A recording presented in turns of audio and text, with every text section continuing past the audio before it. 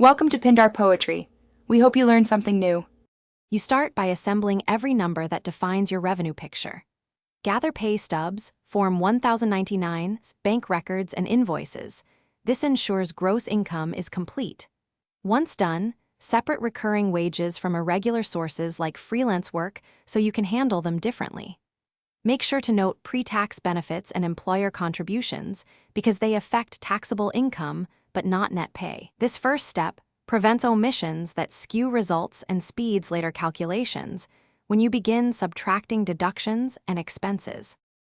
Now you methodically subtract legitimate deductions from your gross totals.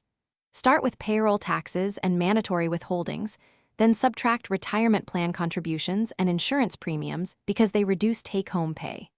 For business owners, itemize expenses, supplies, home office percentage, mileage, and remove returns or refunds. Once you have adjusted the gross, apply the correct tax rates or estimated tax tables to compute tax liabilities. Doing this accurately avoids underpayment penalties and clarifies how much of your revenue remains available. Finish by computing net income. Subtract total deductions and tax liabilities from gross income to get the final figure you can spend or reinvest.